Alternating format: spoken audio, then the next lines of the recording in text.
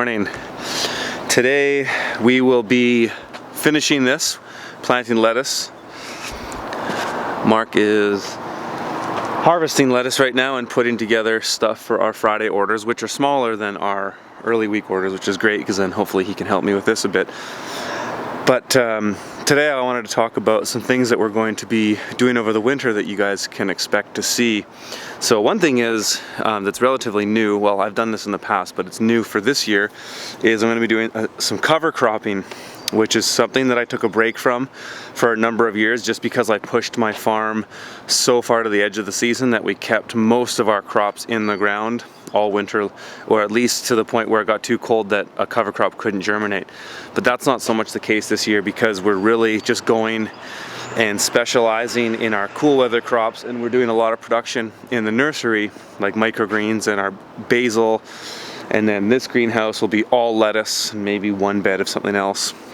And then the stuff in the field on all the other plots as well, if it isn't a crop like an overwintered carrot or an overwintered spinach, then those beds will be empty and we'll be putting some cover crops into them. And so what I'm going to do this year is put in a fall rye mixed with some peas, which is just some of the peas that I use for microgreens, speckled pea, and I get them really cheap. So I'm going to mix them together and see what that does. I mean, the idea with the peas is that it's a nitrogen fixer, and the idea with the rye is that it's an organic matter builder, and that crop will grow to about maybe waist height, and then we will mow it in the spring or even late winter, possibly February, and then we'll mow it down and we'll tarp it and let it decompose, and then we'll rototill it in at some point later after that to add a bunch of organic matter to our soil.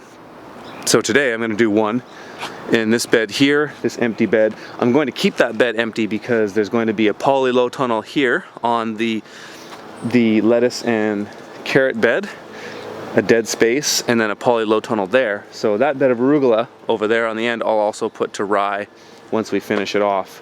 The nice thing about rye and peas is that they'll germinate even into November. In our climate, they'll germinate in relatively cool weather. So I want to have a space between the tunnels. The reason for that is so if when we get snow, I don't get a snow buildup with a foot space between our poly low tunnels, which pushes in the crop.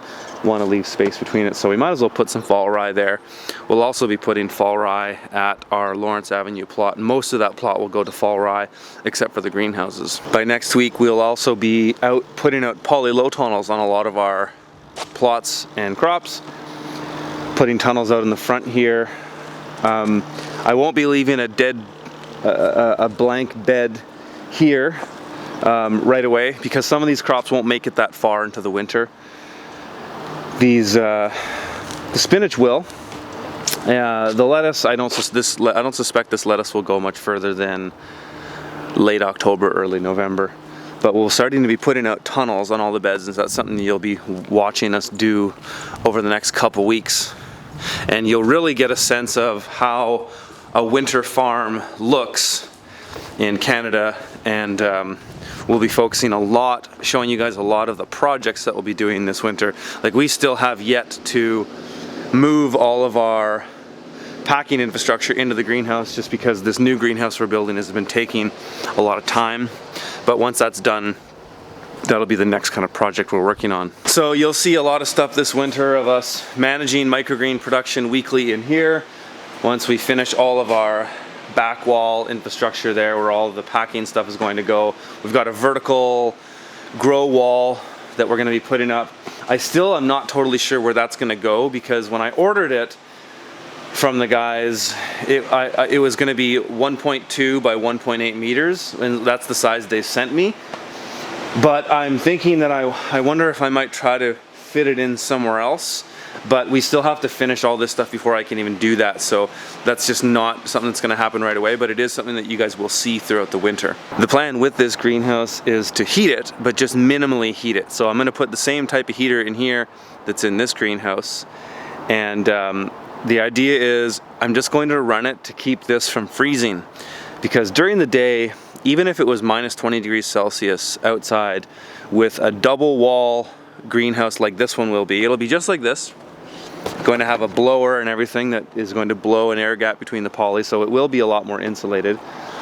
even during the day, you know, this will stay warm. If it's -20 outside and it's even cloudy like it is today, it'll still be at the very least 10 degrees in here without heat. And I know that because I've done it before. I've used unheated greenhouses for many years, but we've got a double layer poly with a heater that's going to kick on anytime the temperature goes to 5 degrees Celsius or less.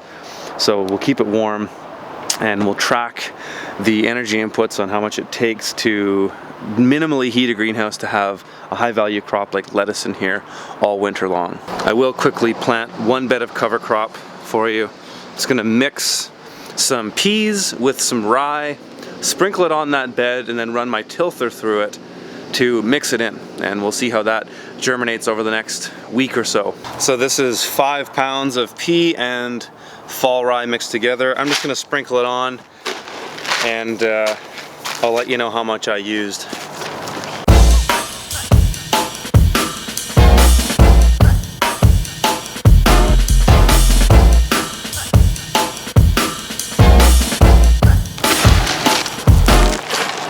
Okay, so 10 pounds total. I think there's maybe a pound left there. So I pretty much used, let's just say 9 pounds, half and half pea and rye for a 50-foot by 30-inch bed. And that's probably pretty thick, but because we push so much out of our beds that I think an intensive approach with cover cropping is probably would probably pair up well with our intensive production plan as well. So I'm going to run my tilther through it now, and we'll check back in a week or so and see how well it germinates.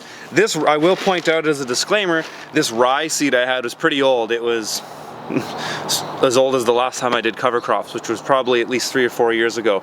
So we'll see how it germinates. I'm going to buy more from a feed supply store here though, locally.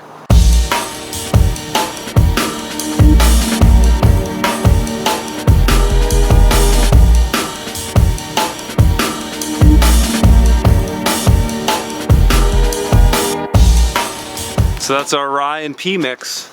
We'll see how that germinates over the next couple weeks. And the rest of the day I will be planting lettuce. Here we go.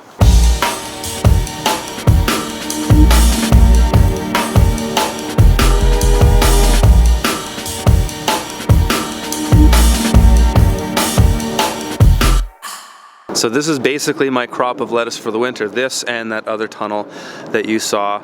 And I'm kind of thinking about it as in, I would harvest about 1 or 2 beds a week, and then that would give me anywhere between, I would say, 6 to 10 weeks of lettuce cycling through just one cut. And then by 10 weeks, there's a good chance that the first beds that I cut will be regenerated. It's a good chance. You never know though, you can get a really shockingly cold winter. Having said that, this thing is going to be heated. I'm going to put, like I said earlier, one of those heaters that's in here, and just keep this above freezing. So that's today. Tomorrow, if you guys have questions, write your questions below in this video, and I'll do a bit of Q&A tomorrow as well. All right, see you then.